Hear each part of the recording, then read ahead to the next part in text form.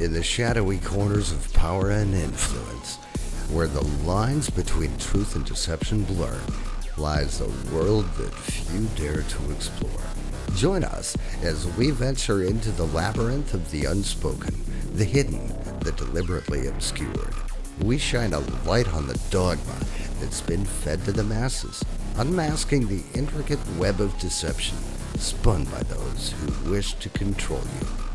Welcome to Beyond Undisclosed.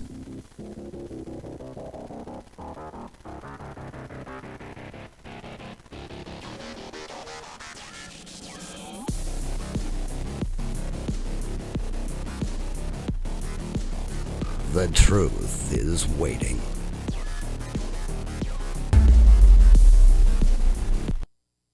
Welcome to Beyond Undisclosed. In the shadowy early hours of March 1, 1932, Bruno Richard Hauptmann executed a meticulously planned scheme, targeting the Lindbergh baby, Charles Jr., son of the famed aviator. This act plunged the nation into a frenzy, ignited by the media's relentless pursuit, using the cumbersome yet powerful technology of the era. Join us as we unravel the layers of this historic crime and the media storm that followed. Few would know that this was a landmark point in history but would also change American rights for 90 years. In the early hours of March 1, 1932, under the cover of darkness and the shadow of towering pines, Bruno Richard Hauptmann made his move. He had planned meticulously, charting every step, every potential pitfall. This was not a hasty decision, but one born out of careful consideration and desperate ambition. Hauptmann, a German immigrant struggling to find his place in the Great Depression's unforgiving landscape, saw an opportunity in the unthinkable. The target of his scheme, the Lindbergh baby, Charles Jr., son of the famed aviator Charles Lindbergh, the first man to fly solo across the Atlantic Ocean. The Lindberghs were American royalty, their every move chronicled by a nation entranced by their charm and bravery.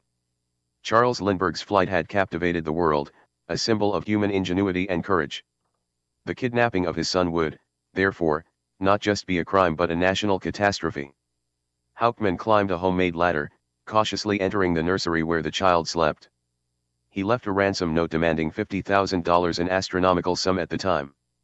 This was the beginning of a frenzy that would grip the nation, a frenzy fueled by the burgeoning technology of the era, cameras and flashbulbs, which, despite their clumsiness, were becoming staples in the arsenal of the press. The technology of the 1930s was cumbersome. Cameras were bulky, required significant space, and the flashbulbs, those powerful bursts of light, were essential to capturing images in poorly lit courtrooms.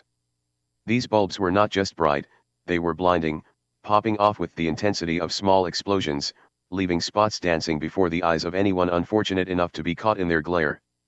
Each flash was a momentary disruption, a jarring interlude that could disorient witnesses and distract jurors. Despite these challenges, the public's insatiable appetite for news on the Lindbergh case drove the media to push the limits of courtroom decorum. Newspapers across the country featured daily updates with sensational headlines like "Lindbergh baby kidnapped" and "Hauptmann on trial, the nation watches." The trial of Bruno Hauptmann became a spectacle, a performance played out under the harsh glare of incessant flashbulbs. The courtroom was packed beyond capacity, with reporters crammed shoulder to shoulder, jostling for the best vantage point. Microphones dangled precariously, and wires snaked across the floor, a tripping hazard for anyone who dared to move. The presence of the media was palpable, their intrusion into the judicial process a subject of growing concern.